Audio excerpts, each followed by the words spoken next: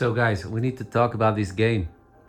We need to talk about the video game for the PS4 and 5. I think it's also on PS4, which is called The Stray, where you are a cat. That's who you are. That's your avatar. How original is that, guys? You go through this game as a cat. And a cat, as you can see, that faces a lot of dangers. So why am I saying this? Because for some reason I had the impression that this was just maybe less than the video game journey, more like for a feel good vibe, more like a cute game. Yeah, that's what I expected it to be, like a cute game because the leading role is a cat in this game. So I thought, what can a cat do? What do they think people would want to see a cat go through other than just cute challenges and things like that? But nothing of the sort. This cat does amazing things. You explore a world that's, post-humanity. No humans are left in this world. Only the robots that once have served them. And those robots, they still honor the legacy of these the humans that, that once were their boss. So they're still doing whatever chores they were doing when the humans were still around, most of them at least. But these robots also evolved in communities. So they have, a will of their own, if you will. So they have evolved in communities, in almost tribes, I think one could say, suburbs. So they're divided throughout the city. They can't come together because there's a lot of danger, different kind of dangers, little monsters, and but also robotic societies that have formed, that even have their, laws, police force, and all that, which are very protective of their neighborhoods and don't want others to get in. So at this point, once you progress through the game, you end up in some sort of a reflection of what the world is today. And that's what you go through as a cat. And you face a lot of dangers. You solve puzzles, you do a lot of chores, you have to bring things, you have to trade things in. And what I love about this game is that, the length they went to create a game around the cat.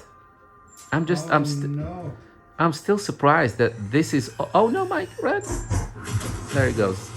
So there's nothing cute about this. This is a cat that can die in this game. So just know that. So this is not for the faint heart. Not that they're heartless ourselves, but we love cat and we love video games. So yeah, there's a lot of stuff that this cat has to go through. I mean, it's a full-on game, like you would expect with any games that we now have, with its challenges, danger, monsters, solving puzzles, quests, do this before you can do that, achieve this before you can achieve that. Oh, someone needs to give you something, but you need to bring him something. So there's really a lot of stuff going on in this game. And you do all of that as a cat. And I know it's crazy, it's crazy maybe to wrap your head around it. Like, what can they do with a cat? A cat cannot grab stuff, it cannot communicate. But that's where the creativity of the game, the video game makers of this, come into place. So you have this little robot that's accompanying you, like your little body. He translates things for you. He talks on behalf of you, communicates sometimes. And I think it's just genius what they did, how they solved that handicap that a cat has of not being able to grab stuff or not being able to read or to talk or to communicate. The way they solved it is just genius and so creative. And all of this, all that I've been babbling, makes this game maybe the most original game I've ever seen. It's just very, very original. And an extra bonus as a side effect, because you're in this post-humanity world, it feels like the world of Blade Runner, you know, the one with Harrison Ford. And if you're like me, you're a fan of that ambience. It gives you some sort of a solace, some sort of a serenity. You're gonna love this game even more. The first day that Mike started playing this game, I fell asleep, not because I was bored, but it was that relaxing. Maybe also the fact that we have been cleaning the attic. Maybe I was tired, but seriously, it just, it relaxes me. I'm the kind of guy that also loves space. Those kind of videos that we have on YouTube, you guys know them. If you know, you know.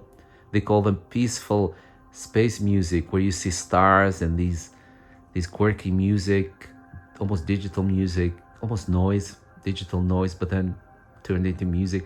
If you love things like that, if you love the Blade Runner and you love the kind of ambience the Blade Runner has, this game is also gonna satisfy that within you. So this game has a lot to offer.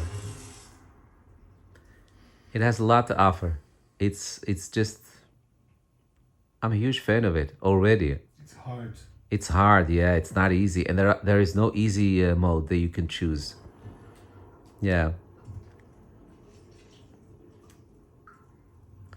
And what to say about the cat itself, the character, the way it moves. They went to great length to make the cat actually move like a cat. It's not like this cute character, you know, running through your screen. No, it actually moves like a cat. If you have a cat, you'll see, and you'll be like, that's crazy, that's crazy. Whomever made this cat character has been studying cats. Yeah, so there's this sci-fi vibe to it. This I don't know how they call this music genre. The Blade Runner genre is how I can describe it. If you love that like me, and I know there are communities on YouTube that love that kind of ambience and music, you're gonna love this game even more. So all in all, it's not just for the crazy cat lady or the crazy cat man.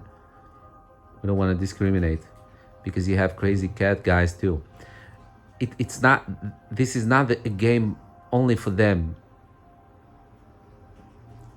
This is really a game for anyone that loves video games, loves creative, original video games. There is a lot packed in this game, a lot that you can do. I cannot imagine anyone not liking it. This is not a game that will bore you at all. So don't be deceived by, you know, the title or the fact that you go through this game as a cat.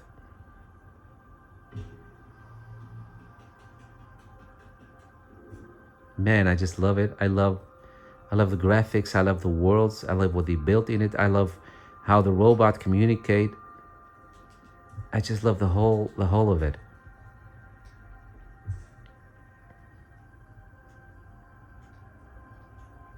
And just going through this deserted, what seems like a Japanese slums maybe. Just to go and explore through that deserted world where everything is still as if it was left like that yesterday. Like the TVs are still working, the radio is still working. And to go through that, to explore that on your own, has something, yeah, very powerful. Love it. I like it. I can honestly say, I've been watching this with Mike. He's been playing it now because it was one of his Christmas gifts, and we've been playing it. He's been playing it for a couple of days now, and I am instantly a big fan. This is absolutely in my top 5 maybe.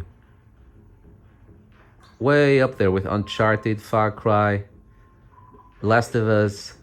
What else? Yeah, games like that. It's way up there with them. Definitely. For sure. So, I hope this will help you decide whether this is a game for you or not. And as you saw, we love cats also, yes. There's one in my lap and one sleeping in the cat tree. So that does give it an extra value. And no, we're not just cat lovers, because Mike has always had dogs. So, you know, I'm just trying to say that you shouldn't put it in that category. Oh, this is for the cat lovers. No, it's really a full game for anyone, even if you have nothing to do with cats. Give it a chance. All right. I think I've babbled enough by now. Look at those Moroccan lamps. Love it.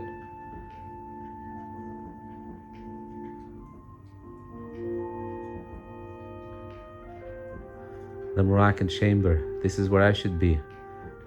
Born and raised in Morocco. Love it. Yeah, so I'm gonna watch Mike continue playing this game. Look at that, all those Moroccan rugs. Love that, that's cute. What a coincidence. I only see this now.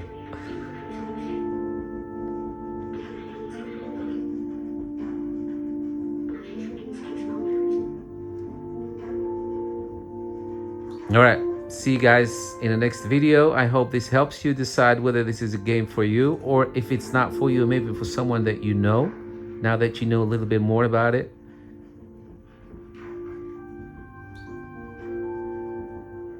And like the cool kids say, don't grow up, keep playing.